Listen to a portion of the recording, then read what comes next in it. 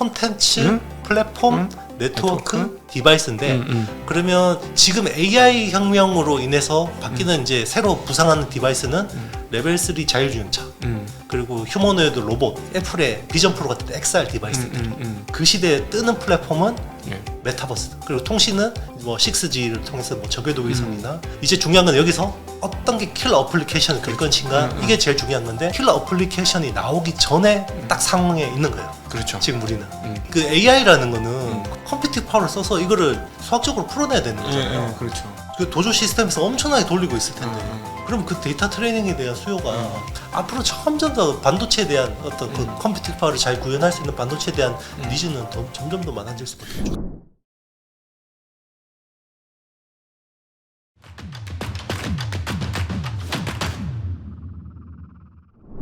안녕하십니까. 증시각도TV 시청자 여러분, 투자자 여러분 반갑습니다. 자, 여러분이 기다리시는 분이죠. 그리고 감사하게도 다른 채널에 비해서 저희 채널에 오시면 쪽쪽 내놓고 가시는, 빨리거나 내놓고 가시는 우리 IT 신 이영수 대표님 모셨습니다. 어서 오십시오. 네, 안녕하십니까. 네, 안녕하십니까. 아유, 뭐 요즘 그 한때 너무너무 많이 나오시다. 요즘 조금 덜 나오신 거 보니까 IT에 관심을 가져야 할 때구나. 네, 맞습니다. 이런 생각이 많이 듭니다. 인기가 많이 떨어졌습니다. 정말로? 네, 조회수도 많이 떨어졌고. 그러니까 부르는 데가 옛날에 막 거의 뭐 이 채널 열어도 보이시고 저 채널 열어도 보이시고 했는데 요즘 조금 덜 찾으시는 거예요? 맞습니다. 자, 그럼 여러분 덜 찾으실 때가 기회입니다. 네.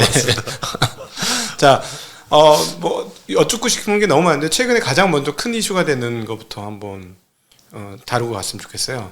챗 GPT가 터보를 개발해서 11월에 출시하기로 했습니다. 네네. 들리는 얘기, 발표한 내용들이 이제 회자가 되는데 너무 깜짝 놀랐어요. 이게 사실인가? 그리고 이 정도 수준이면 진짜 어마무시한 일이 벌써 이루어지는가 하고 너무 깜짝 놀랐습니다. 역시 확실히 이게 이쪽 소프트웨어는 한번 가속이 붙으면 이렇게 우상향하면서 굉장히 급하게 그래프를 그려간다는 게 느껴지는데 어떻게 보시고 이렇게 되면 하드웨어 쪽으로 엄청난 파급력이 있지 않을까 싶은데요. 네, 그럴 것 같습니다. 일단 그 정확한 컴퓨팅 파워에 대한 어떤 어떻게 구현됐는지에 대한 거는 내용을 공개를 안 했어요. 사실 GPT-4 때도 그랬었긴 한데 사실 챗 GPT 같은 경우는 GPT 3.5 기반이고 그때는 1750억 개 파라미터에다가 A100이라는 엔비디아 칩을 1만 개 가지고 구현했다. 굉장히 디테일하게 다 공개를 해줬었거든요. 빅데이터는 뭘 가지고 했고. 근데 GPT-4부터 공개를 안 했죠. 네, GPT-4부터는 이제 오히려 이제 AI 전문가들이 역산을 해서 파라미터가 한 4천억 개에서 한 5천억 개 정도 되겠다라고 이제 추정을 하는 거고 이번에 이제 GPT-4 터보 같은 경우는 굉장히 그 코스트를 많이 줄였어요. 그러니까 그 입력에 대한 코스트를 뭐 3배로 줄였고 출력에 대한 코스트를 2배로 줄였는데 이거를 뭐 엔비디아 칩을 어떻게 구현해서 뭐 한 건지 디테일한 내용은 없어요. 다만 이제 어떤 정보 최신 업데이트에 대한 부분들이 이제 올해 4월까지 이제 업데이트가 된 거고 원래 GPT-4 같은 경우는 그 전까지만 해도 작년 그까지 데이터만 있었었거든요. 그리고 이제 중요한 거는 기존에는 3,000자까지만 질문이 입력이 됐는데 이제는 300페이지 이제 책 한 권 넣어서 요약해달라고 해도 되는 거죠. 그러니까요. 네, 그 정도 되는 거고 가장 중요한 거는 이제 생태계를 완전히 열은 거죠. 그러니까 그 오픈 AI 기반으로 이제 앱스토어를 연 거고 여기에 이제 그 수많은 앱 개발자들이 들어와서 이제 애플의 앱스토어처럼 그 관련된 어플리케이션을 만들어서 이제 수익을 쉐어하는 모델까지 다 이제 공개를 한 거죠. 저는 그 얘기를 듣고 너무 깜짝 놀랐던 게 어떤 생각이 들었냐면 저기 마이크로소프트의 빌 게이츠가 맥킨토시를 2대인가 3대 들고 가서 그 기술을 훔쳐가지고 UI 그 GUI 그래픽 그러니까 그래픽 유저 인터페이스에서 선도가 된 윈도우를 만드는 것처럼 그래서 그거에 치를 떨었던 스티브 잡스의 그 어떤 인생 역전 그거 그리고 나서 밀리고 마이크로소프트가 세계 1위가 되고 애플은 거의 망할 뻔하다가 다시 스티브 잡스가 복귀하고 나서 칼을 갈고 아이폰을 만들어내면서 대역전극을 벌이는 그리고 다시 마이크로소프트는 찌그러지고 맞습니다. 와 근데 이거 딱 보고 뭐야 또 역전이야? 그렇죠. 모바일 시대에서 패자가 오히려 또 AI 시대에서는 다시 또 뒤집어지고 와 그리고 앱스토어를 딱 보는 순간 야, 마이크로소프트를 침몰시켰던 애플이 했던 행동하고 똑같은 행동을 얘네가 하고 있구나, 반대로. 그런 어떤 약간 기시감 이런 게 좀 들었어요. 맞아요. 그게 사실 그 우리 예전에 그 로마 시대에서 보면 포에니 전쟁 때 한니발이 정말 그 로마 본토를 휩쓸었잖아요. 네. 근데 그 사실 한니발을 꺾은 그 스키피오라는 장군은 한니발의 전략을 그대로 카피를 해서 개선해서 오히려 역으로 들어간 거잖아요. 예. 딱 지금 말씀하신 게 거의 그런 것 같아요. 애플은 사실은 시리 봐서는 AI 훈련을 덜 했죠. 시리가 대답하는 거 봐가지고 정말 답답해 죽겠고 쓸데없는 얘기만 대답했는데 이번에 보니까는 이게 거의 자비스 정도의 수준으로 넘어간다. 네, 맞습니다. 영어를 잘하시는 분 거의 자비스를 쓰는 수준 아니었습니까? 맞습니다. 네. 그 실제로 그 유료로 쓰시는 분들이 주변에 계시는데 저는 사실 안 써봤는데 네. 이걸 영상을 좀 따서 저한테 보내주시더라고요. 네. 그런데 정말 꽤 쓸만한. 네. 그러니까 이런 거 봤어요. 나 영어 공부하고 싶은데 중학교 1학년 수준으로 영어 공부할 수 있게 대신에 나한테 칭찬을 많이 하고 친절하게 해서 나한테 가르쳐줘. 이랬더니 정말 그렇게 하는 거예요. 그렇죠. 난 너무 충격을 받았어. 그래서 진보가 될 줄 알았는데 지금 챗 GPT가 우리가 안지 1년도 안 됐는데 이게 세상에 무슨 일이냐 도대체. 이제 점점 더 초맞춤화로 가는 거고 네. 이게 이제 정말 중요한 마케팅 포인트가 하나 될 수 있는 게 만약에 자기가 좋아하는 인물이나 위인들 있잖아요. 그 사람 데이터만 넣어서 그 사람한테 배우는 거예요. 자기가. 그럼 연예인 넣어가지고 가능합니다. 네, 가능하죠. 그렇죠. 연예인의 목소리, 그렇죠. 그다음에 춤추고 활동하는 거 모두 다 이렇게 넣을 수 있으면. 근데 아직까지는 영상 기반은 아니고 문자 기반인 거는 맞는 거죠? 이제 멀티모달을 많이 지원을 합니다. 그래서 이번에 그 음성으로 지원되는 게 6개 음성 있는데 여자 목소리도 있고 남자 목소리도 있고 이제 그거는 개발자들이 이제 자기가 해서 하면 되는 거고 네.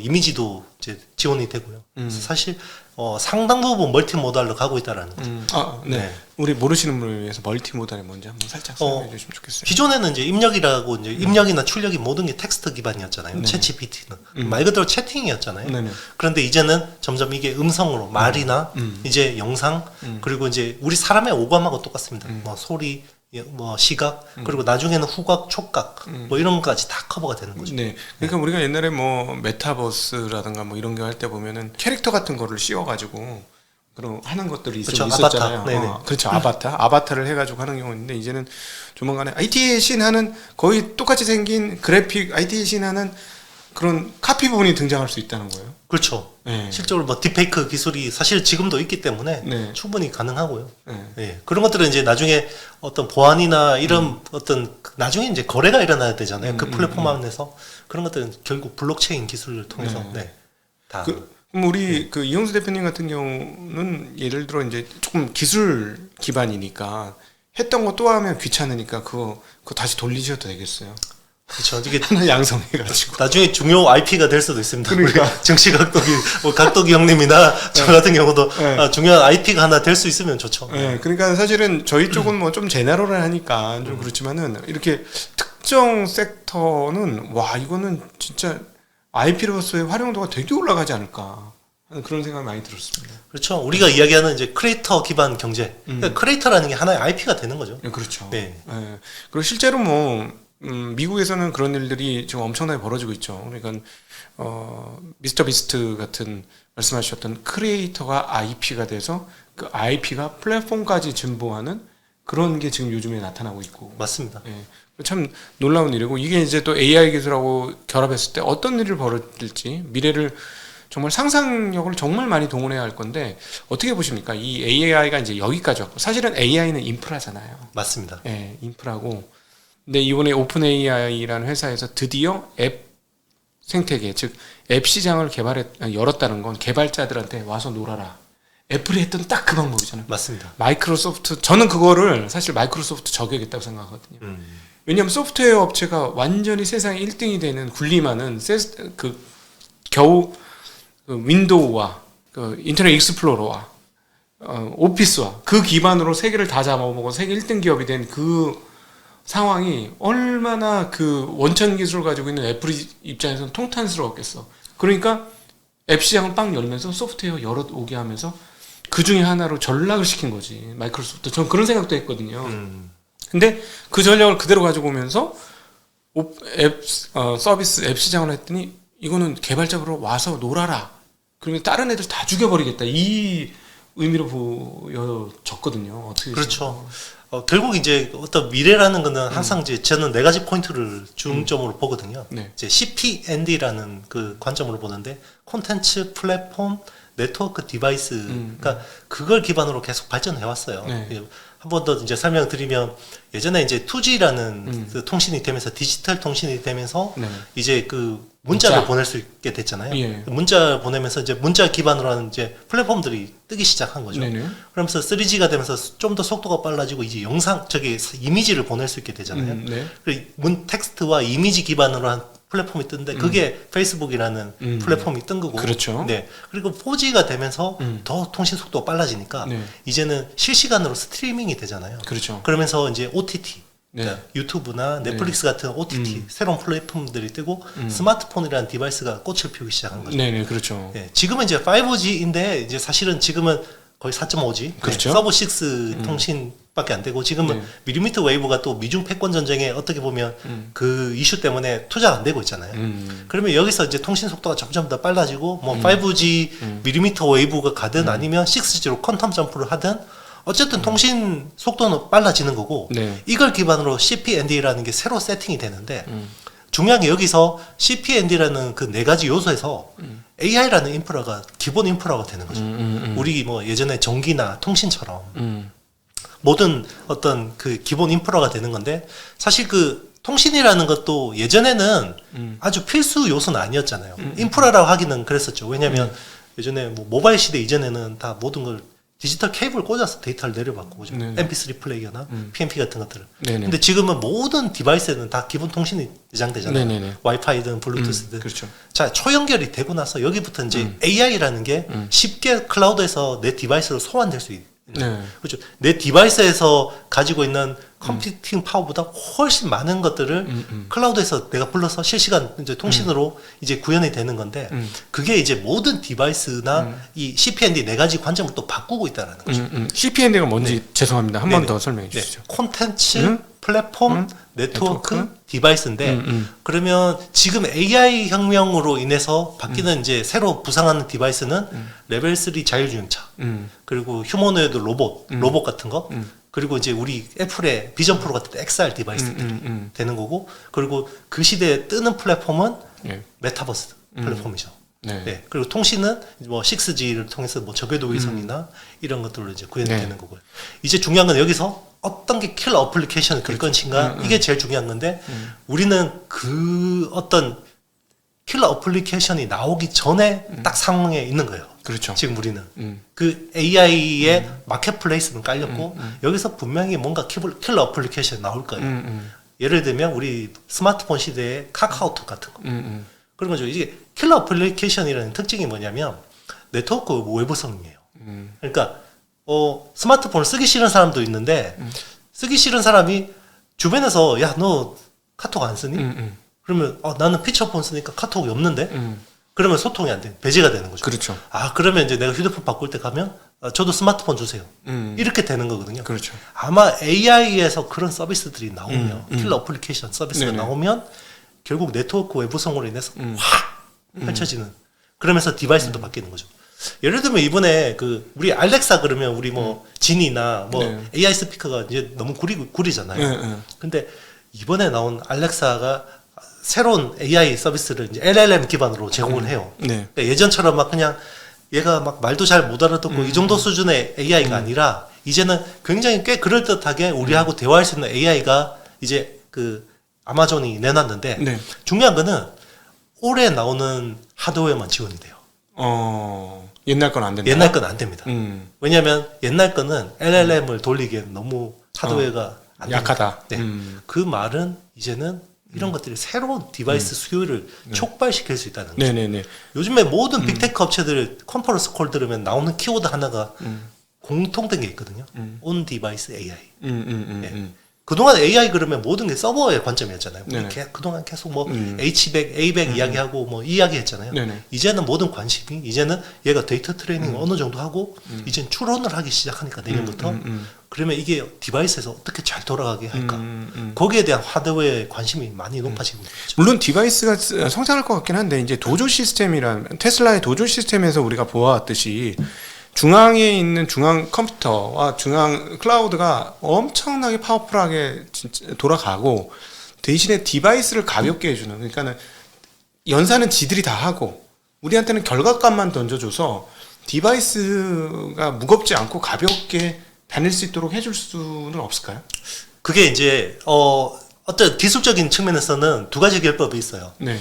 통신 속도가 거의 지연이 느껴지지 없으면, 않을 정도로 완전히 우리 초전도체 같은 것들이 나와가지고 해결이 되면 그냥 클라우드에서만 컴퓨팅해서 그 지연이 없으면 되죠. 예. 근데 지연이 생기잖아요. 예. 통신의 속도라는 한계가 있기 때문에 그러면 지금처럼 하면 비용 구조도 너무 비싸고 통신의 지연도 있기 때문에 이런 것들을 좀 경감해 줄 수 있는 게 디바이스 단에서 AI 반도체를 쓰면 그게 좀 더 경감이 될 수 있다는 거죠. 그러니까 알아서 지가 신호가 이 비슷한 게 오면 이걸로 우리는 인식해 줄 거야 하고 AI를 돌린다라는 얘기죠. 예를 들어서 그렇죠. 훨씬 더 쉽게 이야기하면 흡입을 잘하는 거죠. 맞습니다. 스폰지가 물을 흡입하듯이 디바이스가 쭉쭉 받아들이려면 그 정도의 디바이스 상향은 불가피하다. 맞습니다. 라는 얘기는 이 CPND는 정말 중요하니까 여러분 정말 머리에 꼭 박아두시면 좋겠고 이건 진짜 이영수 대표님의 트레이드 마크예요. 제가 보기에는 이걸 계속 항상 얘기했는데 이건 진짜 중요한 포인트고요. 이거 잊으시면 안 된다. 자 그러면 여기서 한 발 더 들어가서 그러면 앱 스토어를 열었으니까 이제 그동안 사실은 뭐 애플과 마이크로소프트는 컴퓨터 세상에서부터 강자였고 그런데 지금까지 유지가 되어 초강자가 된 것이고 그다음에 통신 상황에서 강자가 된 새로운 강자는 구글과 메타였어요. 없던 회사들이 더 커진 거다 이렇게 볼 수 있겠고 넷플릭스도 마찬가지고 그런데 그러면 이제 AI의 앱 기반이 되면 이런 기업들이 새로 탄생할 것이다. 그렇죠. 새로 탄생할 수도 있고 기존의 기업들이 완전히 그냥 혁신해서 변신할 수도 있죠. 그러니까 그거는 네. 혁신하고 변신하는 케이스는 바로 마이크로소프트하고 맞습니다. 애플 케이스죠. 맞습니다. 얘네들이 그걸 알기 때문에 절대 그 시장 안 놓치려고 하고 맞습니다. 그렇기 때문에 올해 우리가 작년 올해 이 수많은 그 하드웨어에 대한 폭발적인 그 투자 그래서 막 우리 HBM 막 미친 듯이 올라가고 한미 반도체 매일 사상 최고치 찍는 이 이유는 걔네들이 그 시장을 놓치지 않기 위해서 맞습니다. 그런 거고. 예. 그러니까 이게 판이 바뀌면 생각지도 않은 업체들이 튀어 올라오는 경우가 있는데 네. 사실 우리가 불과 뭐 시계바늘을 1년 6개월로 절만 돌렸어도 오픈 AI에 대해서 누가 그렇게 관심 가졌겠어요. 그렇죠. 그냥 일론 머스크가 의장으로 있다가 싸워서 나온 회사다. 그 정도로 알고 있었거든요. 저도 책 쓸 때 오픈 AI에 대한 내용 굉장히 짧게 썼었거든요. 그만큼 그렇게 관심이 없었는데 AI 시대에 정말 주도하는 회사가 오픈 AI가 될지도 아무도 몰랐었고 네네. 그리고 이게 AI 시대가 되면서 바뀐 게 우리 모바일 시대, 그러니까 PC에서 모바일 시대로 바뀌면서 저는 이제 그 어떤 테크쟁이로서 관점에서 보면 제일 중요한 거는 기존 프로세서가 범용에서 주문용으로 바뀐 거거든요. 예전에는 CPU, GPU라는 ASSP, 그러니까 범용 반도체가 A식으로 바뀌었잖아요. 네네. 이제 AP, 그 자체 설계하는 AP로 바뀌었고 기성품이 맞춤형으로 바뀌었다는 맞습니다. 얘기입니다. 이제는 모바일 시대는 메모리는 범용이었죠. 그렇죠. 근데 AI 시대는 이제는 메모리가 메모리마저도. 네, 주문용으로 바뀌는 거예요. 그러니까 HBM도 일종의 주문용 맞습니다. 메모리죠. 스페셜티잖아요. 예. 근데 중요한 게 기존에 잘하던 애가 1등이 아니라 삼성이 1등이 아니라 뜬금없이 2등인 업체가 튀어 올라가지고 1등이 돼버린 거죠. 아, 또 이 얘기하면 또 이거 이 얘기하다 또 약간 곁다리 살짝만 곁다리 빠졌다. 삼성 좀 이상하지 않습니까? 네, 이전부터 이상했죠. 아니 삼성 잘해야 돼. 그러니까 우리의 바람은 삼성 잘해야 되고 네네. 삼성이 잘해야 우리나라가 좋아지니까 그거를 부인하는 건 아니고 왜 저희가 이상하다고 보냐면 왜 아직도 HBM이 안 나와? 사실 아주 하드하게 어려운 거 아니거든. 그 다음에 기존에 삼성전자의 전공적인 실력을 보면 했어도 벌써 했어야 될 것 같은데 분명히 9월달 또는 10월달에 양산체제 느낌의 발언이 나왔었는데 통과도 못했어. 엔비디아 통과도 못했어. 아, 그러니까 결국은 그 DNA죠. 후공정을 반도체라고 생각 안 한 삼성의 맞습니다. 효과 아니냐. 그렇죠. 어떻게 보십니까 이거? 어떻게 보면 이제 경직된 조직 문화와 그러니까 범용 반도체에 최적화된 회사인 거예요. 삼성은. 근데 이게 주문형 시장으로 바뀌면서 사실 좀 적응을 못한 측면이 있는 거죠. 우리 과거에 대담했듯이 그거는 시스템 반도체에서도 네네, 그렇죠. 그렇고 그러니까 뭐냐면 영업 마인드가 없다. 맞습니다. 안 맞춰준다 사람들한테. 그렇죠. 이제 고객의 관점이 없는 거죠. 그 사람은. 그냥 내가 잘 만들면 되는 거지. 내가 잘 만들면 니들이 알아서 갖다 쓰는 거지. 얘들이 뭐 이야기하면 귀찮은 거죠. 그러니까 B2B만 해본 네. 거야 맨날. 평생 맞습니다. B2B만 해보니 B2C를 못 해주는 거지. 그래서 좀 위기 같다는 느낌. 이거 뭔가 회사에서 뭔가 이야기가 소통이 안 되는구나.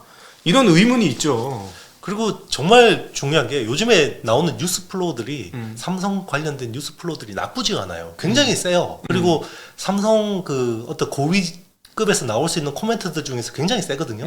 얼마 전에 이정배 사업부장 같은 경우는 우리가 HBM3 양산하고 있고 HBM3 지금 샘플도 곧 나와 라고 이야기했는데 시장에서 인정을 안 해주고 있어요. 안 나오던데? 아니 분명히 그 오죽해. 이건 정말 굉장히 우리끼리 얘기지만 굉장히 수모예요. 네, HBM3이라는 단어를 쓰지 말라고 엔비디아한테 그쵸. 당했잖아. 굉장히 수치스러운 일이야. 내가 맞아요. 보기에는. 왜 3P라고 하냐? 3E라고 바꿔. 그러니까. 그러니까 참. 저희 삼성에서 저희한테 광고를 주시면 저희가 삼성에 대한 이런 얘기 싹 빼드리겠습니다. 이게 일반 기성 저널에서 하는 일이야. 네, 그렇죠. 저희가 항상 이거 저희는 뭐 그런 거 없으니까 걱정 안 하셔도. 그러니까 뉴스 플로우를 보면 삼성 밸류 체인이나 삼성 주가가 이럴 수가 없거든요. 그러니까. 근데 의외로 어제 그 SK 하이닉스가 내년 캐펙스 투자를 10조를 한다고 했잖아요. 그건 시장이 못 켜요. 그거 믿는다는 거죠. 그러니까 SK 하이닉스 관련된 이제 그 서플라이 체인을 보면 한미 반도체라든지 뭐 이런 관련된 업체들 있잖아요. 뭐 STI라든지 ISC 이런 업체들 못 켜요. 근데 삼성이 뭐 짐 켈러 불러서 아무리 좋은 이야기를 해도 안 먹혀요. 시장이 안 믿어줘요. 그럼 이 지난번에 이제 한번 지난달에도 딱 그 사람 저기 스카우트 했을 때 했었는데 이 정칭홍인가 그 린진청요? 린진청 네. 린진청 예 린진청이라는 그 후공정 진짜 140개인가의 그 뭐야 특허를 갖고 있는 사람을 땡겼잖아요. 그렇죠. 해결될까요? 그러니까 이제 그 한 사람 가지고는 이제 안 된다라는 거죠. 물론 시간이 필요하겠죠. 근데 시장에서는 인정을 전혀 안 하고 있는 거죠. 사실은 이 후공정단이라는 게 그 앞단의 기술도 중요하지만 장비가 엄청 중요한 거 아닙니까? 맞습니다. 예. 장비도 중요하고 뭐 소재 부품 장비 다 중요하죠. 네. 그러니까 하이닉스의 강점은 뭐냐면 사실은 2인자 자리와 그다음에 좀 열위의 입장에서 오랫동안 있다 보니 이 본진이 안 뚫리니 그 그쵸. 사이드 메뉴를 열심히 개발한 거야. 혹시 맞습니다. 본 메뉴가 우리가 좀 약하니까 사이드 메뉴 하나 뭐 좀 해볼까? 새우튀김 한번 잘 만들어 볼까 했는데 갑자기 새우튀김을 찾는 거야 시장이. 맞습니다. 그런 상황인 거죠. 그렇죠. 그래서 그 새우튀김 만들려면은 야 이거 새우 납품 어떻게 해줄 거예요? 하고 그다음에 튀김가루 어떻게 해줄 거예요? 기름 어떻게 해줄 거예요? 요 사람들하고 얘기 잘하다가 요거 요렇게 만드니까 기름은 요런 거 갖다 주시고 빵가루는 요거 갖다 주시고 새우는 요거 갖다 주세요. 해서 맞췄더니 맛이 잘 나. 그게 폭발적으로 지금 튄 거죠. 맞습니다. 그게 바로 제가 말씀드린 빵가루, 오일, 기름 이런 것들이 장비업체, 소재업체 이런 것들. 그렇죠. 예전에는 새우튀김은 그냥 새우튀김만 먹었는데 새우튀김 샌드위치도 나오고 새우튀김 팬케이크도 나오고 새우튀김 빵도 나오고 뭐 엄청나게 이제 앞으로 이 전방 시장이 완전히 확 펼쳐진 거죠. 네, 그래서 저희 잠시 옆으로 빠졌다 다시 이제 본게임으로 다시 들어오면 자 그러면은 이제 사실은 분명히 구글, 뭐 아마존, 애플 마이크로소프트가 이 시장을 놓치지 않으려고 할 거고 그 다음에 뭐 우리가 지금 하드웨어 투자한 거 보면 절대 안 놓치겠다고 막 이를 갈고 하는 거고 대신에 카카오 같은 회사들은 엄청나게 뽕뽕뽕뽕 터질 것 같아요. 그렇죠. 그죠? 맞습니다. 그러니까 그것만 투자를 잘해도 10배, 20배는 나온다는 거. 그렇죠. 잘만 초반에만 10배, 100배 나오죠, 진짜. 그렇죠. 네. 그런 기업들은 잘만 초기에 우리가 선별할 수만 있고 운도 따라서 그 회사가 성공해서 AI 하나 영역으로 성공을 한다면 그렇게 될 것 같은데 한번 구체적으로 우리 시청자분한테 그럼 어떤 것들이 종류별로 나올 수 있는지를 한번 살짝 설명해 주실 수 있으면 좋을 것 같아요. 뭐 그냥 저도 그냥 어떻게 보면 기존의 관성대로 생각할 수밖에 없잖아요. 그렇죠. 완전히 이제 뭐 새로운 생각을 할 수도 없는데 그냥 심플하게 생각해 보면 교육이나 그렇지, 뭐, 교육. 뭐 언어나 이런 것들이나 이제 그런 쪽이 잘 될 수 있고 엔터테이닝 쪽 그리고 이제 저는 그 사실 공간 컴퓨팅 관점에서 보면 자동차라는 그 공간 안이 완전한 공간 컴퓨팅이라고 생각할 수 있거든요. 그렇죠. 예, 그게 내가 핸들을 놓게 되고 거기서 메타버스에 접속해서 내가 콘텐츠를 소비하거나 하면 거기에서 바뀌는 콘텐츠나 플랫폼이나 디바이스나 이런 것들이 엄청난 파급 효과를 낼 수 있거든요. 자동차의 디스트리뷰터 잘해주는 소프트웨어 업체도 잘 되겠네. 잘 될 수 있죠. 예. 그렇죠. 여기서 또 누가 어떤 결정적인 OS 업체가 될지는 모르겠고 그 OS 맞게 국내에서 또 얼마나 그렇지. AP를 또 잘 설계할지 그렇지. 또 되게 중요한 거고요. 예. 예. 그리고 뭐 이미 뭐 법 쪽에는 지금 제가 실제로 네. 아주 유명한 변호사님하고 만나서 대화를 해봤는데 저한테 그러는 거예요. AI 그거 안 써보셨어요? 변호사 없어질 거예요. 판례를 너무 잘 찾아. 이러는 거예요. 아 그렇구나. 그리고 최근에 AI 것 중에 계약서 다 마련해주는 AI가 생겼다는 거예요. 그러니까 그런 앱 만드는 회사가 초기에 딱 자리 잡는 순간 그렇죠. 그러면 이제 뭐 그냥 가는 거지. 그러니까 맞습니다. 계약서만 써주고 그건 딱 무슨 말이냐면 변호사가 먹던 법무사가 먹던 변리사가 먹던 뭐 회계사가 먹던 요 사람들의 캐퍼를 시장 캐퍼를 지가 쭉 빨아 들어가는 거죠. 그렇죠. 사실은 카카오톡이 전화 회사들의 그 통신 회사들의 그걸 쪽 빨아가는 그쵸. 거잖아요. 그 문자 서비스 그거 무료화하기 싫어가지고 그거를 20원씩 받았어 네. 옛날에 그거 문자 한 통에. 그렇죠. 그거를 사실 그거잖아요. 원래는 PC 시대에는 네이트가 최고였잖아요. 그렇죠. 사실 그게 SK가 인수를 했는데 그 네이트가 사실은 그거를 카카오톡 같은 서비스하기 제일 좋았거든요. 그렇죠, 왜냐하면 그렇죠. PC 때 그때 메신저 제일 많이 쓰던 게 네이트온이었거든요. 네네네. 근데 이 문자 매출을 포기를 못하는 거죠. 그게 2천억, 3천억 정도 됐던 걸로 기억을 하거든요. 그러니까 SKT에서 이걸 포기를 못한 거예요. 그러니까 네이트온을 모바일로 네. 할 생각을 못하니까 그걸 카카오 치고 들어와서 그렇죠. 돼버린 거죠. 그래서 기존에 이제 이런 뭐 걱정할 거 하나도 없는 대기업 분들을 위해 저희가 걱정해 줄 필요는 없겠습니다만 대기업 임원 중에서 들으신다면 여기서 구태의연하게 과거 거 주장하다 잘못하면 시장 날아가는 수가 있습니다. 맞아요. 싹 다 날아갑니다. 순식간이에요. 예, 진짜. 예. 그래서 특별히 이 좀 진짜 화이트 칼라 쪽에 그 거의 몰락 수준이 전 진짜 제가 23년도 11월에 이 얘기를 할 거라고 꿈에도 생각을 못했어요. 한 25년 이후에 그렇죠. 야, 앞으로 이제 화이트 칼라 다 죽었어. 뭐 이런 얘기를 할 줄 알았는데 이번 그 터보 보고 너무 놀래가지고 와 이거 화이트 칼라 진짜 싹 죽었다. 진짜 메타인지라고 표현하는 그런 거 갖춰주지 않으면 하나도 못 써먹겠다. 그렇죠. 이게 사실은 우리 자식 세대의 걱정일 줄 알았는데 우리 세대의 걱정이 돼버렸고 이제 중요한 게 또 하나의 포인트가 생산성이죠. 그러니까 AI라는 건 결국 생산성. 사람 머릿수를 줄여줄 수 있는 기술이면 그게 진짜 winner takes it all이죠. 그렇죠. 네, 그게 되는 거고 사실 그런 부분도 있어요. 그러니까 만약에 뭐 웹툰이나 이런 것들도 이제는 AI가 너무 잘 그리거든요. 그러니까 이제 그 중에서 탑급의 IP를 가지고 있는 사람들은 살아남겠지만 그냥 어정쩡한 그 사람들은 상당 부분 이제 AI한테 이제 밀릴 수밖에 없죠. 그러니까 그림 잘 그린다 보니까 단순 테크닉은 이제 죽기 시작하는 거지. 맞습니다. 그거는 뭐 그러니까 문서적 작업에서도 그렇고, 그러니까 그거 있잖아요. 이거 반복 작업을 또 하고 있네. 이런 거 엑셀 칠 때 이런 거는 이제 다 죽는 거야. 그렇죠. 예. 필요가 없죠. 예. 그러니까 창의적으로 이건 이렇게 될 것 같아. 그림을 한번 이렇게 그려보면 어떨까? 뭐 이런 사람들만 살아남는 거지. 맞습니다. 그렇죠. 밑에서 야 이거 한번 해봐. 이거 좀 자료 좀 가지고 와봐. 이런 걸 결국은 그 사람이 혼자도 다 할 수 있고 아니면 그걸 해줄 수 있는 한 사람만 뽑으면 다 밑에 있는 사람 거를 여러 사람 걸 다 해준다는 얘기잖아요. 그렇죠. 그러면 이제 점점 더 AI가 못하는 것들로 살아남으려고 하겠죠. 사실 예전에 우리 그림 잘 그린다 그러면 실제하고 똑같이 이제 거의 극사실 뭐 이런 것 주의자들이 평행하다가 이게 사진기가 개발되니까 맞아요. 막 정말 이제는 막 그 추성화 같은 것들이 인상파가 네, 이제 맞아요. 그때부터 가격이 그렇죠. 그 이후 한 세대 이후 맞습니다. 인상파가 뭐 주력이 된 것이죠. 그렇죠. 네. 그러면 이제 AI 시대에서는 AI가 못하는 것들을 또 찾아내는 새로운 어떤 프론티어들이 또 큰 시장을 만들겠죠. 근데 이제 문제는 시차가 있죠. 일단 먼저 죽고 이제 새로운 잡이 탄생할 때까지 그 시차가 있기 때문에. 네. 근데 그동안 뭐 우리가 3차 산업, 4차 산업 했는데 4차 산업 하는데 이번 거는 진짜 4차 산업이라고 명명해도 되는 거가 아닌가. 왜냐면은 생각해 보면 이제 육체 노동의 가격이 올라갈 때가 된 것 같아요. 우리 기계에 등장을 하면서 육체 노동 가격이 똥값이 된 거 아니에요? 그렇죠. 그 우리 제니 방적기부터 시작된 거 아니에요? 제니 방적기 나오면서 손으로 하던 면직이 박살나고, 그러니까 몸으로 일했던 모든 영역들이 생산성 혁명 10배, 100배 이렇게 나면서 다 작살이 났는데 이제는 서류쟁이들이 작살이 날 때가 온 거야. 그렇죠. 예. 그러면 이쪽은 오히려 사람이 부족하면 이거는 AI가 못 해줄 것 같거든.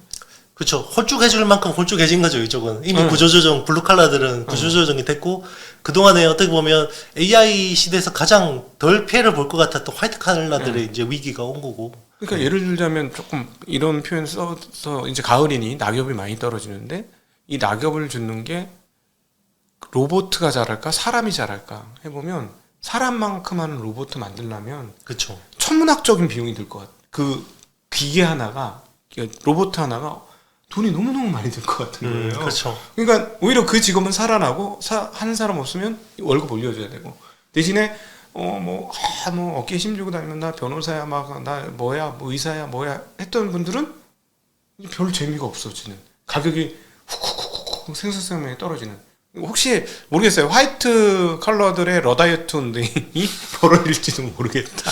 그러니까요. 벌써 해킹 됐잖아. 맞습니다. 챗 GPT 그 발표하는 날 해킹 엄청나게 됐죠. 예, 그러니까 그렇죠. 나 그걸 해킹 소식을 들으면서 화이트 칼라 쪽에서 대대적인 해킹이 이제 벌어질 수도 있겠다. 저는 이제 AI 관점에서 사실은 이제 멀티모달이 얼마나, 그러니까 우리 그 언어를 배우는데 LLM이라는 대규모 언어 모델이 쓰였고 그로 인해서 엄청나게 많은 컴퓨팅 파워가 필요해졌잖아요. 네네네. 그러면 언어를 배우고 나서 AI가 사람처럼 이제는 멀티모달을 배우고 그 다음에 이제는 운동을 배울 거라 생각하거든요. 네. 그러니까 운동지능이라는 걸 배워야 되죠. 그러니까 뭐 만약에 AI가 지금은 바디가 없었는데 이제 바디가 생기잖아요. 자율주행차라는 바디가 생기고 휴머노이드라는 로봇 생기는데 얘가 어떻게 효율적으로 움직일지 또 트레이닝을 해야 되겠죠. 그렇죠. 그게 이제 또 얼마만큼의 컴퓨팅 파워가 필요할지는 잘 모르겠어요. 그거의 어떤 속도와 효율성에 따라서 이제 이야기했던 그런 것들이 완전 달라질 수 있는 거죠. 어떤 세태들이. 어쨌든 근데 이제 이게 이제 꽃을 피려면 결국은 공간 컴퓨터와 붙으면 진짜 어마무시한 파워풀한 진짜 그 아이언맨이 본격화되는 상황이 오게 되는 건데, 근데 그렇게 되려면은 그래픽 중심과 그다음 오디오 중심과 글은 기본인 것 같고, 그쵸. 오디오와 그래픽 중심으로, 그러니까 거의 이제 사람을 모사하는, 사람이 사실 손으로 쓰고 글로 쓰는 거는 우리가 활동하는 거에 일부분 뿐이잖아요. 그렇죠. 손짓 발짓 말하고 보고 이게 훨씬 더 많은 거니까. 맞습니다. 결국 그래픽과 이런 오디오 쪽으로 가게 되면 이 데이터가 엄청나게 많고, 그리고 그 데이터를 다 끌어모으기 위해서 빅테크들은 지금은 이제 텍스트만 다 빅데이터로 상당 부분 많이 끌어모아서 쓰고 있는데 이제는 세상에 있는 소리들이나 영상들이나 이런 것들을 테슬라가 사실 도조라는 게 세상에 있는 영상들을 다 끌어모으는 그렇죠. 관점이잖아요. 네. 이제 그런 것들에 대한 빅데이터를 끌어모으기 위해서 그리고 어디에 쌓아두기 위해서 또 수많은 컴퓨팅 파워들이 필요하고 그러니까. 그걸 또 끌어모으기 위한 센서들이 상당 부분 필요하겠죠. 그러니까 지금은 GPU 엔비디아가 완전한 완벽한 독재를 하고 있는 상황인 것 같아 보이지만, 말씀하셨던 대로 주문형 반도체가 이제 승하게 되면 반도체 회사들이 옛날처럼 하나 잘 되면 다른 게 쭈그러지는 게 아니라 하나는 하나대로 살고 엔비디아는 엔비디아대로 가고 또 다른 업체는 다른 업체들대로 가고, 그렇죠. 이런 일들이 계속해서 벌어지지 않을까 싶습니다. 저는 그래서 짐 켈러라는 인물을 또 관심 깊게 보고 있는데, 예. 짐 켈러가 지금 이제 삼성 파운드리하고 굉장히 많은 협력을 하고 있거든요. 네네. 그 텐스토렌트에서 설계한 그 퀘이사라는 칩을 삼성 이제 파운드리에서 생산을 하는 거고. 네, 그 회사는 네. 그 사람이 새로 창립한 회사죠. 맞습니다. 네. 근데 이제 짐 켈러가 그동안 내놨던 칩들을 보면 전성비 괴물들이거든요. 네네. 네, 전성비 괴물들인데 퀘이사가 만약에 그 정도의 전성비를 내는 칩이면 이게 또 게임 체인저가 될 수 있어요. 그러니까 사실 지금 그렇지. 온 디바이스 AI에서 가장 큰 문제는 그 온 디바이스 AI에서 돌리더라도 이 전성비를 어떻게 못 하거든요. 그래서 사실은 지금 그 온 디바이스 AI에서 활용하는 LLM들은 약간 PC가 타깃이에요. 모바일보다는. 왜냐면 모바일 그 배터리가 감당을 못 하거든요.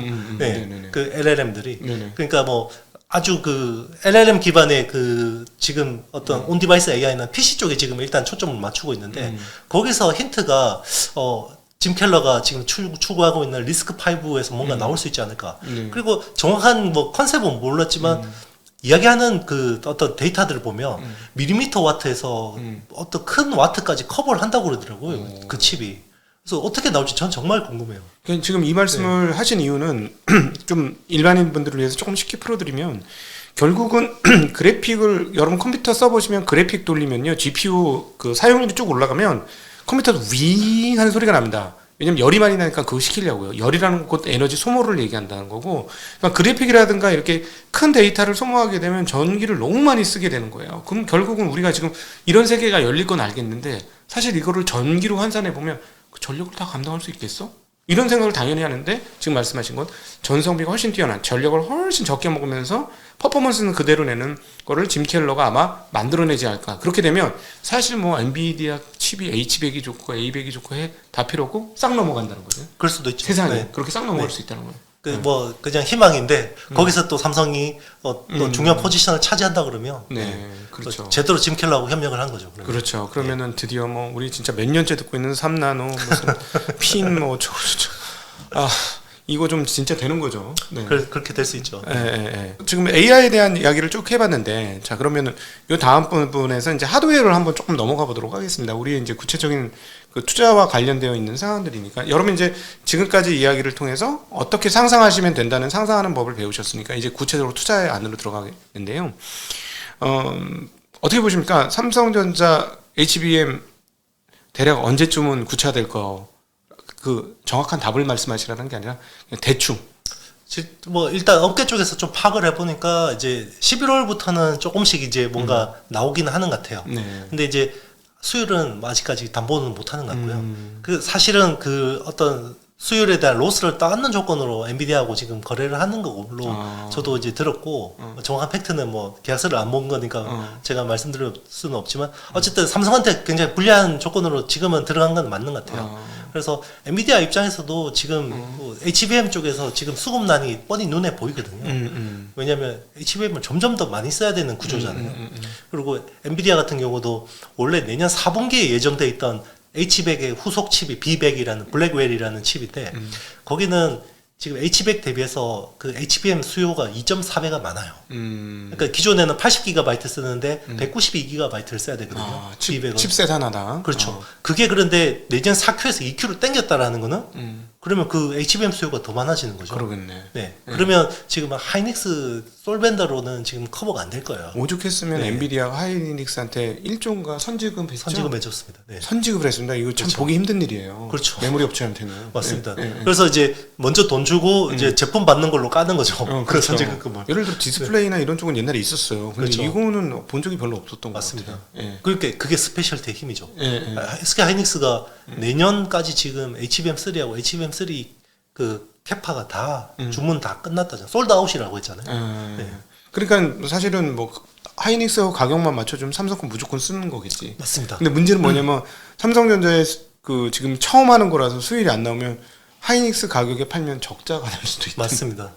그게 문제죠. 네, 그리고 이제 뭐 어떻게 보면 하이닉스는 그동안 오랫동안 계속 연구 개발 해오면서 그리고 엔비디아하고 계속 붙어서 같이 서로 원하는 것들이 뭔지에 대해서 최적화를 해왔잖아요. 근데 삼성 갑자기 들어와서 이걸 해야 되기 때문에 그런 효율들이 좀 떨어질 거예요. 그런 것들을 이제 처음에는 다 떠안으면서 할 수밖에 없죠. 그리고 또 삼성의 DNA가 후공정에는 없어요. 정말 감히 말씀드리면. 그렇죠. 전공정은 정말 압도적인 DNA가 있는데 후공정은 없어요. 저희가 공부해 보면. 그렇죠. 뭐 왜냐하면 그게 실력이 있으려면 좋은 인력들을 계속해서 배치를 하고 거기서 뭔가 계속해서 뭔가 그 어떤 선배들한테 배우고 이런 노하우들이 쌓여야 되는데 그런 관점은 아니었죠 사실은. 쉽게 얘기하면 이걸 거였어요. 아마 3년 전만 해도 후공정 후공정 뭐 ASE하고 뭐 엠코하고 같이 일하라고 그쪽 부서에 발령 내면은 아 회사 때려쳐 마라. 아씨 한직 발령 났네. 품 안에 사표를 분명히 그랬을 거야. 네, 그렇죠. 안 봐도 비디오 그 삼성 문화 느낌이 딱 오는 게 있거든요. 그게. 그렇죠. 네. 임원은 못 되고 이제. 그래 나 어떻게 하냐 이거 아씨 유학 다시 갈까 막 이러고 충분히 그랬을 것 같아요. 그렇죠. 네. 그러면 이제 이제 파운드리 쪽은 앞으로 훨씬 더 많이 분화될 가능성도 있다라는 거죠. 그렇죠. 맞습니다. 그러니까 기회는 많아요. 그러니까 말 그대로 진짜 삼성이 조금만 잘하면 돼요. 그렇지. 조금만 잘하면 정말 주워 먹을 수 있고 그리고 그 이번에 그 약간 논외로 좀 다른 관점이긴 한데 인텔이 그 미국 정부 이번에 칩스법으로 5조 원 지원을 받았잖아요. 아, 네. 그거 네, 그런데 여쭤보려고 했습니다. 그게 애리조나 팹에다가 일부를 아예 국방 군사용으로만 딱 해서 그냥 여기 아예 그냥 폐쇄형으로 그냥 그 펜타곤 같은 데서 관리하는 그런 팹이거든요. 그게 이제 5조 원이 들어가는 건데 거기서 나온 코멘트가 되게 중요해요. 그러니까 대만의 반도체가 굉장히 리스키하기 때문에 그 인텔에 이런 지원이 필요하다라고 이야기를 했어요. 그게 상무부하고 국방부하고 그리고 국가안전국이 세 군데가 이제 주체가 돼서 인텔하고 협의하고 있는 걸로 알고 있는데 그 대만 반도체 취약성이라는 게 결국 TSMC에 의존하는 거라고 보고 있는 거고 그리고 사실 이번에 SMIC의 7나노 성공의 핵심이 양명숭이라는 TSMC 출신의 핵심 엔지니어잖아요. 삼성에도 있었던. 그렇죠. 그런 사람이 지금 중국에 한둘이 가 있겠어요. 지금 그럼요. 대만, 그렇죠. 미국에서 공부하던 사람이 갔을 거고 당연히. 맞습니다. 그다음 또 대만에서 실전 경험이 있었던 사람 높은 뭐 연봉 한 서너 배씩 주고 데리고 갔을 거고. 그렇죠. 네, 그러니까 장비 없는데 이거 어떻게 뚫어야 돼? 하면 물론 이제 우리가 예상했던 대로 화웨이의 메이트 60은 지금 조달이 안 되고 있습니다. 지금 몇 대 만들었다는지 뉴스 들으시는 거 있으세요?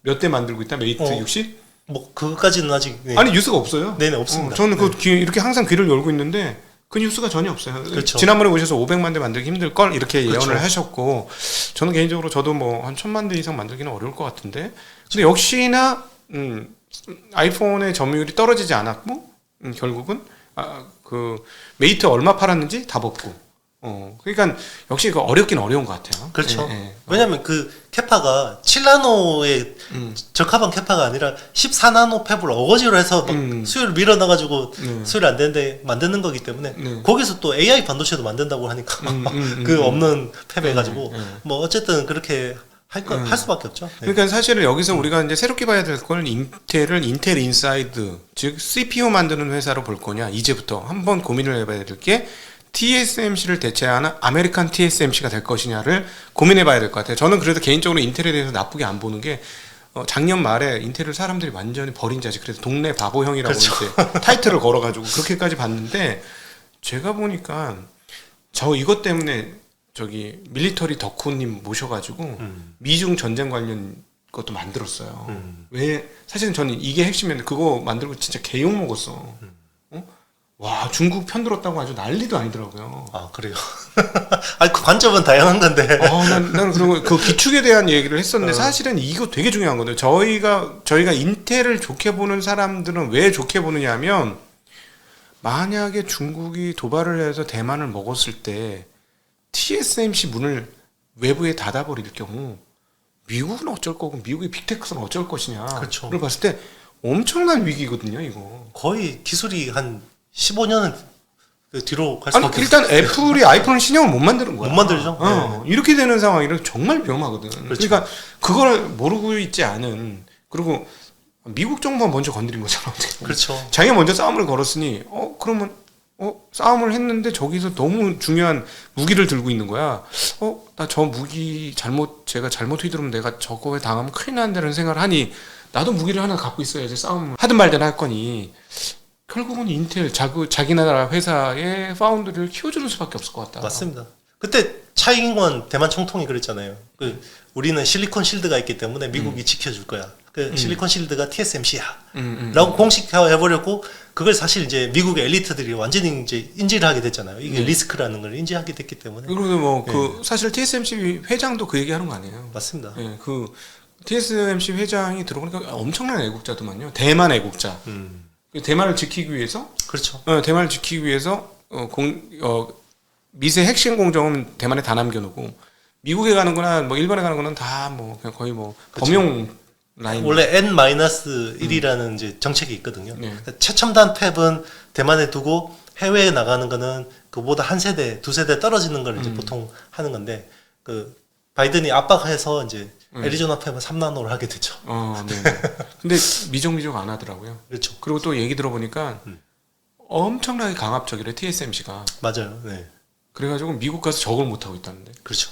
공장 짓는데 진도가 안 나간다는 소리 있더라고요. 그렇죠. 그런 이야기도 있어요. 그러니까 그러면 결국 TSMC의 본사 직원들을 미국에 파견해서 이렇게 일하게 하는데 이 친구들이 미국에 살다 보면 이제 여기 물들면 이민을 가서 네네. 그럴 수 예전에 있겠다. 리스팅 했잖아요. TSMC 핵심 인력들.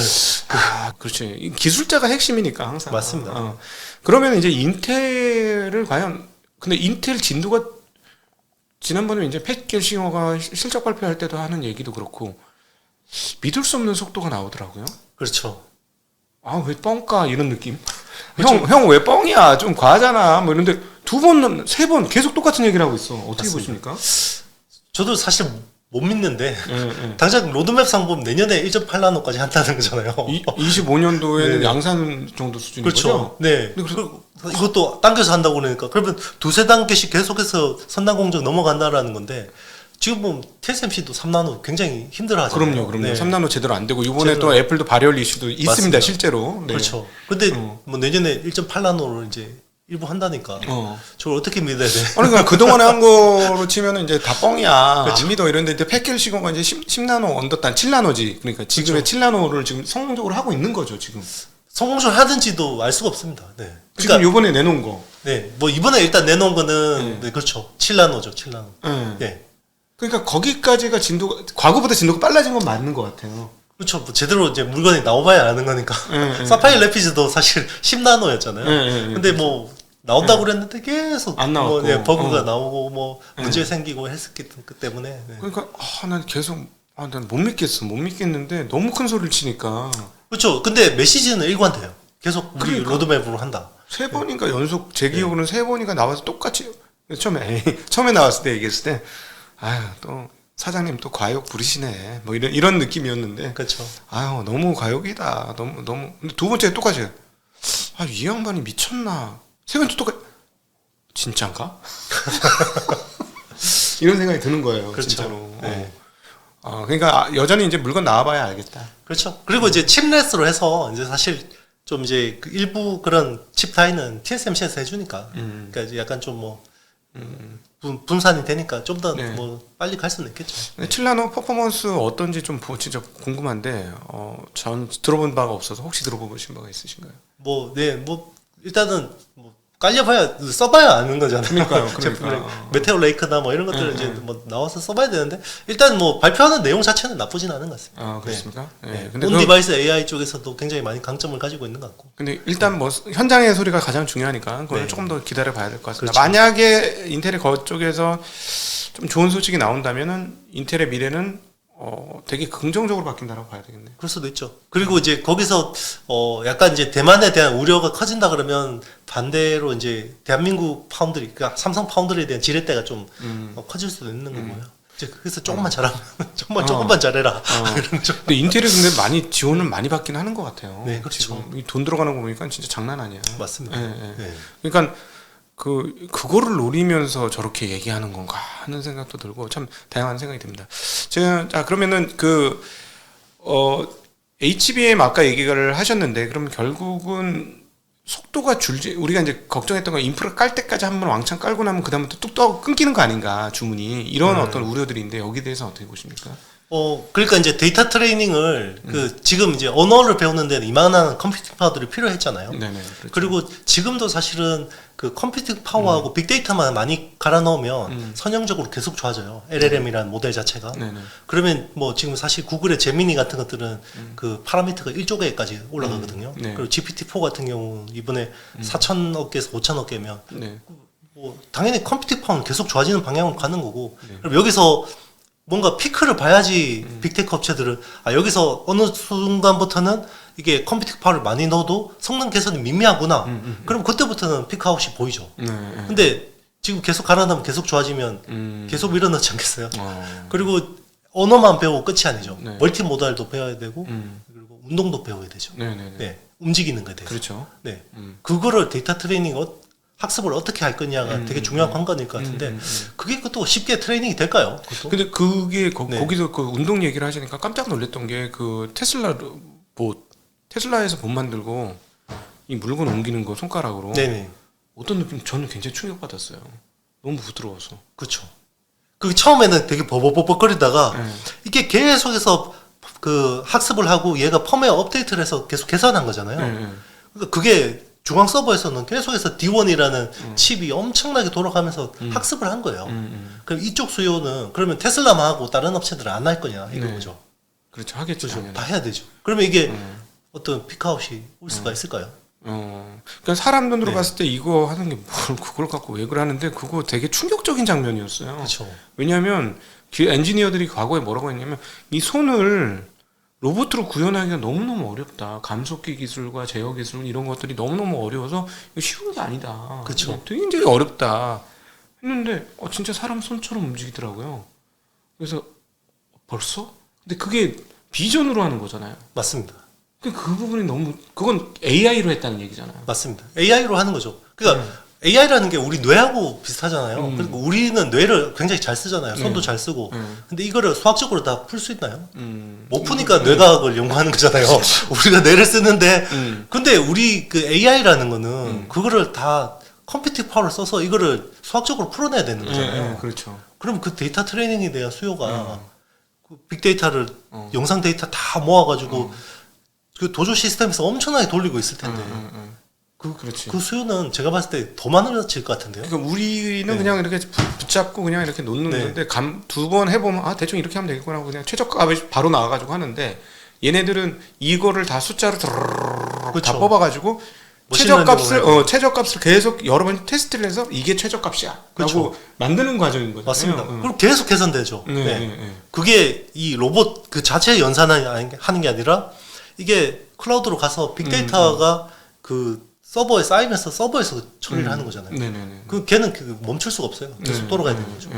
그래야 점점 더 정교한 작업을 할 수 있기 때문에. 그럼 결국은 이제 앞으로 국가의 그 능력, 그다음 또 일부 국방 능력, 이 모든 것들이 그 슈퍼컴퓨터 파워와 거의 직결되는 상황이에요. 직결된다고 봅니다. 그러니까 과연 그 어떤 기업이 그 어떤 국가가 앞으로 우리는 이제 돈이 비싸니까 컴퓨팅 파워를 이제 제한하겠어. 이런 나라가 어디 있겠어요. 좀 이렇게 투입하면 계속 좋아지는데 그럼 서로 죽을 때까지 가봐야 되는 거 아니겠습니까? 그럼 나중에 진짜 와 진짜 AI로 워게임 하고 진짜 전쟁 나면 예를 들어서 사실은 테슬라에다 위에다가 그 이렇게 뭐 미사일이나 포 같은 거 달면은 그렇죠. 그게 전쟁 무기가 되는 거 아니에요? 터미네이터 나올 때 그렇게 되는 거잖아요. 되는 겁니다. 뭐 사람처럼 움직이진 않더라도 뭐 차 같은 게 그렇게 해가지고 가면 맞습니다. 뭐 탱크 무인으로 가고 이러는 거는 그렇죠. 뭐 아주 먼 미래의 일은 아니다 이제는. 그렇죠.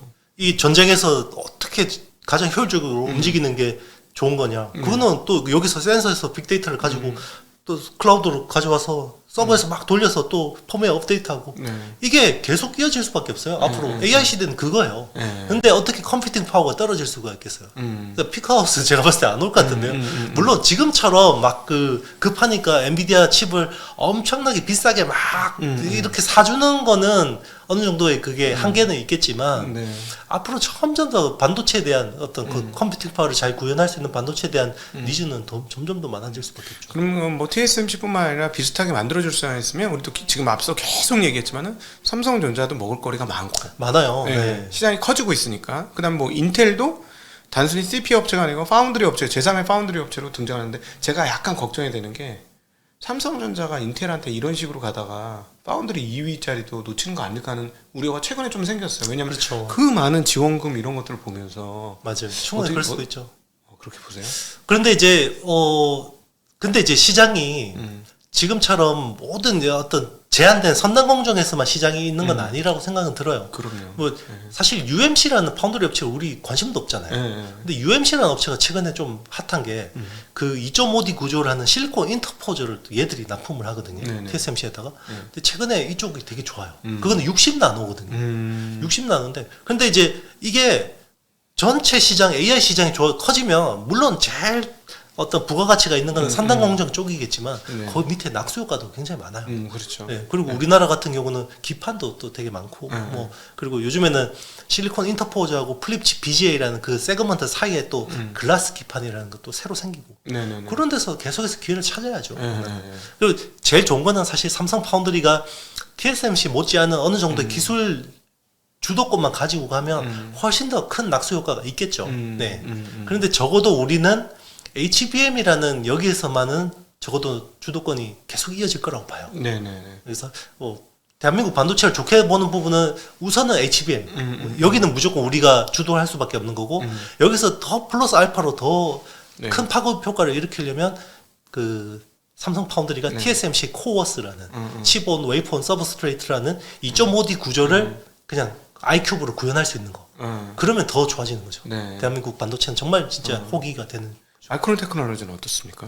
마이크론도 열심히 하고 있죠. 그런데 이제 마이크론은 너무 늦었어요. HBM 쪽은. 적어도 HBM 쪽은 너무 늦었기 때문에 지금 HBM3는 개발을 포기했고요. 오히려 HBM3E로 바로 직행하겠다고 했는데 그 HBM3도 삼성이 저렇게 버벅거리면서 고생하는데 HBM3는 과연 잘 될까? 그런 우려가 있고 그리고 내년 목표가 7억 달러예요. HBM이 아마 올해가 39억 달러 정도고 내년이 아마 올해 대비해서 175% 성장할 것 같거든요. 그러면 거의 내년에 한 뭐 거의 100억 달러 정도 되겠죠? 네네. 그럼 100억 달러 정도 될 텐데 거기서 7억 달러면 거의 마켓 쉐어 10% 언더로 지금 상정하고 있는 거예요, 걔들도. 그렇구나. 네.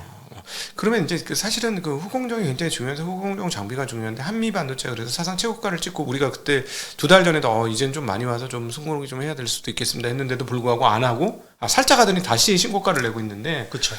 그러면 이 후공정에서 한미 반도체 장비 본딩 장비라든가 이런 것들이 없으면 네. 후공정 HBM 못 만듭니까? 쉽지 않습니다. 그래서 최근에 일단 이제 한미 반도체는 지금 이렇게 6조가 넘잖아요, 시총이. 깜짝 놀랐어요, 진짜. 그럼에도 불구하고 더 갈 수밖에 없는 게 요즘에 AI ETF 설정되면 한미 반도체 비중이 제일 높아요.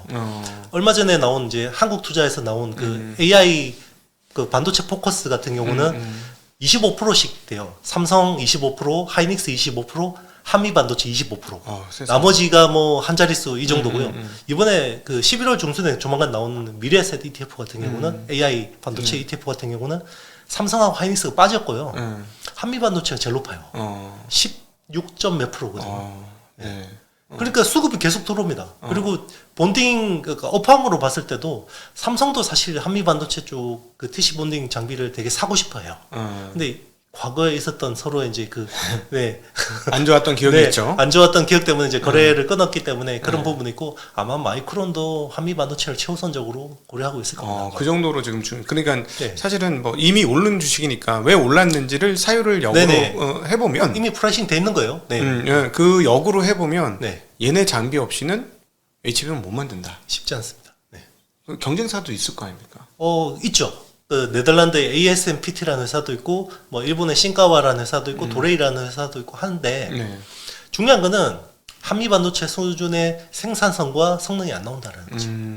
가격만 싼 게 아니라 예전에는 항상 우리가 뭐 똑같이 만드는데 우리가 한 70%의 가격이에요. 뭐 이런 개념으로 접근을 했었잖아요. 그런 컨셉이 아닌 거예요. 그래서 제가 예전에 한미 반도체 그 공장 탐방 가서 나사 하나 깎는 거 보고 깜짝 놀랐다고 이야기한 적이 있거든요. 다시 말씀드리면 제가 한미 반도체 그 라인을 한번 다 돌았었어요. 그래서 그때 1공장하고 2공장을 이제 갔는데 여기 뭐 중장비 회사인가 이런 생각이 들었어요. 왜냐하면 이 알루미늄 덩어리를 이렇게 기중계에다가 매달아서 엔지니어들이 밑에 들어가서 막 쇠를 깎고 있더라고요. 그래서 저거 왜 저러고 있는 거냐 그러니까 장비를 내진동성이 되게 중요한데 정밀도를 잡기 위해서는 외조를 아무리 줘서 해도 이게 안 나오더래요. 그래서 자기들이 설계를 해서 그거를 직접 금속을 깎아서 쓴대요. 그러니까 장비를 만드는 부품을 직접 만든다는 얘기네요. 그렇죠. 나사 하나부터 바디 프레임 이런 것까지 직접 깎아서 쓰는 거예요. 그래서 그 공작기계가 엄청 많더라고요. 공작기계. 그렇지. 그 선반 같은 거. 그렇죠. 그래서 그 외부 그 원자재 조달 비율이 정말 몇 프로 안 돼요. 한 2%, 3%밖에 안 돼요. 보통은 나사 같은 건 다 그 나사 만드는 회사한테 따로 받습니다. 따로 받죠. 그런 것까지 다 직접 깎아서 정밀도를 맞춘 거예요. 그게 이제 뭐 원래는 MSVP라는 아이템 때문에 한 거지만 이런 그 기술들이 요소 기술들이 축적이 돼 있으니까 그 본딩이라는 게 굉장히 정밀도가 필요하고 그 진동성이 중요하잖아요. 한미 반도체가 기존의 해외 업체들을 압살할 수 있었던 이유가 그 TC 본딩이라고 해서 듀얼이에요. 그렇죠. 듀얼. 그런데 듀얼을 쓰면 이게 척이 위에 있고 아래가 있으면 서로 척이 따로 돌잖아요. 그럼 서로 진동이 영향을 주죠. 근데 이거를 정확하게 서로 상쇄되게 중첩을 하는 게 기술이거든요. 네. 그걸 못 하는 거예요. 글로벌 업체들이. 어. 그래서 한미 반도체 TC 본딩입니다. 네. 참, 네.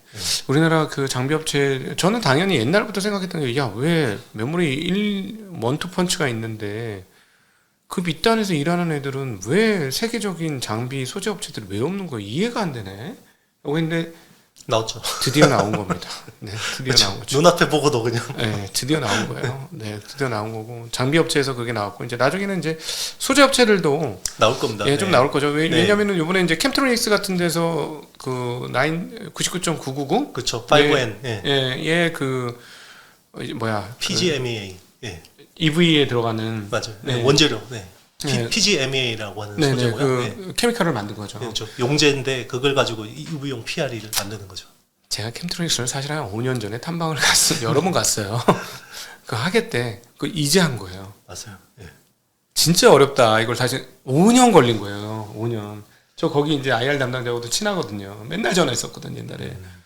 뭐 이지나 저지나 안 되는 거야. 뭐 그리고 딴 거는 해. 근데 이거 안 되는 거야. 근데 드디어 그렇죠. 예, 제가 18년에 그렇죠. 18년에 거기 탐방 참 많이 갔었습니다. 근데 와 이게 참 도전하고 끝없이 그 머물지 않고 계속 도전해서 여기까지 가는데 그 뭐 한미 반도체나 몇몇 뭐 이오테크닉스도 그렇겠습니다만 여러 장비 업체들도 지난 10년 넘게 계속 오면서 여기까지 온 거다. 그렇죠. 예. 그런 거 보면 사실 캠트로닉스가 작년에 240억 투자해서 그걸 1만 톤 캐파를 확보했거든요. PGMEA라는 용제를.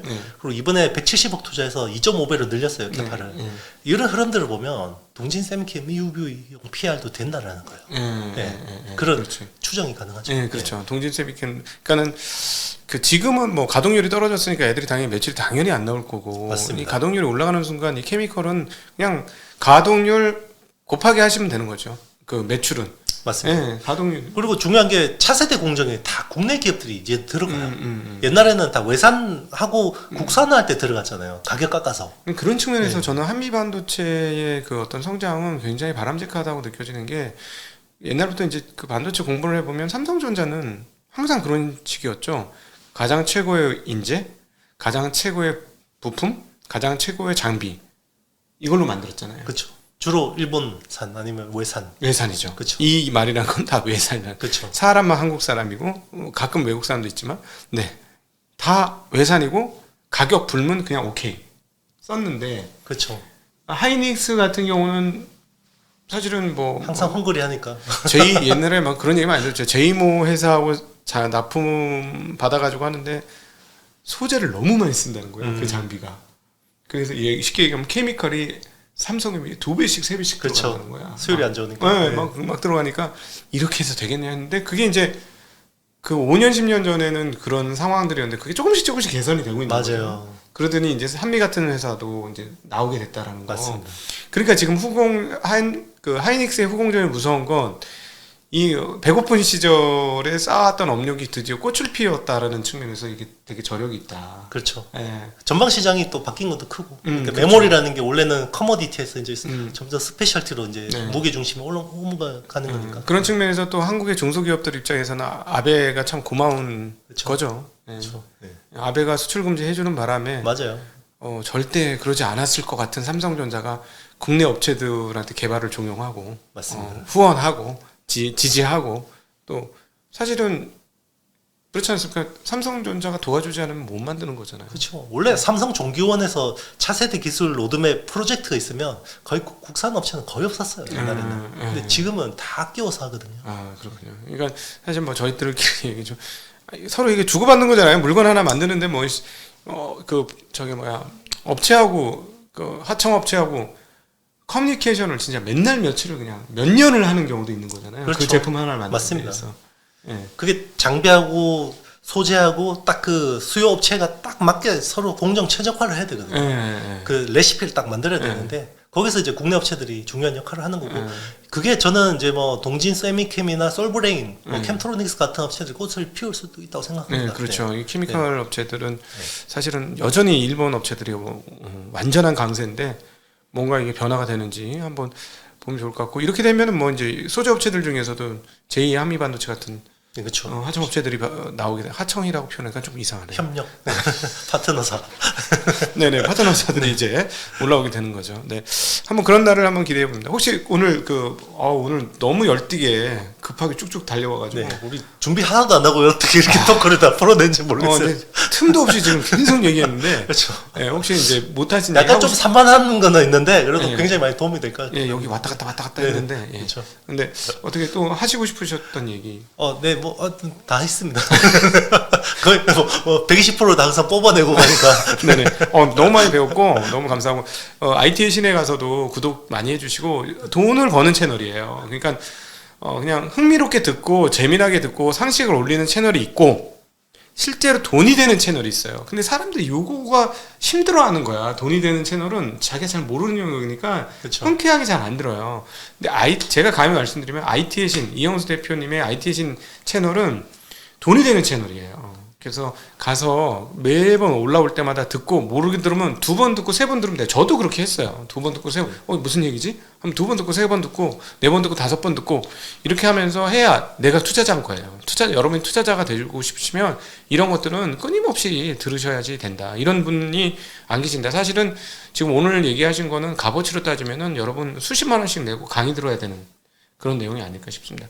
지금 강의도 하시고 계시죠? 네네, 맞습니다. 그리고 사실 제 책을 한번 읽어보고 강의를 들으면 사실 책을 다 이해를 못한다고 하더라도 그냥 또 읽고 듣는 거랑 왜냐면 좀 약간 불친절할 수밖에 없는 게 계속해서 초보 이야기 처음부터 이렇게 딱딱 같이 테크트리 타서 올라오고 계속 봐오시던 분들은 이제 계속 올라오잖아요. 그러면 그분들한테 맞춰서 할 수밖에 없기 때문에 새로 오시면 굉장히 불친절할 수가 있어요. 그렇죠. 네. 그 얘기하면 시간이 없으니까. 그렇죠. 정해진 30분 안에 더 많은 내용을 맞습니다. 담아주려면 과거의 데이터는 깔고 있는 걸로 해야지 더 그 위에 하나 그렇죠. 탑을 쌓듯이 쌓는 거라서 그럴 수밖에 없는 거죠. 책 제목은 다시 한번 최강의 반도체 투자. 네, 최강의 반도체 투자. 네. 여러분 정말 좋은 책이라고 제가 설명을 드렸고 정말 뭐 2만 얼마의 이 정도의 그 투자자 입장에서 이 정도의 그 지식을 얻는다는 건 정말 돈이 리딩방 같은 데서 한 1년에 몇십만 원, 뭐 1년에 100 몇십만 원 이런 거 쓰지 마시고 이거 직접 읽으셔야 내 살이 되고 내 피가 된다는 거 꼭 이해하시면 좋겠고 오늘 너무 얘기를 잘해 주셨으니까 광고할 수 있는 기회를 드리겠습니다. 네. 강연도 지금 하고 유료 강연. 네네, 유료 강의 지금 사기 실전 투자 스터디 강의를 하고 있는데요. 지난주 이제 첫 번째 강의를 했고 뭐 첫 번째 강의부터 안 하더라도 중간에 이제 신청하셔가지고 네, 들을 수 있으니까. 네. 온라인 강연입니까? 네, 온 오프라인 다 제공이 되고요. 그리고 뭐 오프라인은 제 그 염창동에 있는 스튜디오 라이온에서 뭐 보통 한 2-30분 오시고요. 그리고 줌으로 실시간 강의 들으실 수 있고 그리고 녹화본도 바로 강의 끝나고 바로 올라옵니다. 네. 비싸겠다. 네. 88만 원입니다. 비싸다. 네, 8주 동안 진행하는 한 달에 44만 원 정도. 네. 비싸다. 네. 네. 어쨌든 반도체는 중요한 영역입니다. 한국에는 거의 뭐 투자자들 입장에서는 3분의 1이 넘는 영역이기 때문에 이걸 공부해야 사실은 그리고 또 제 주변에서 주식으로 그 빠르게 돈 버신 분들은 IT 전문가들이었어요. 다.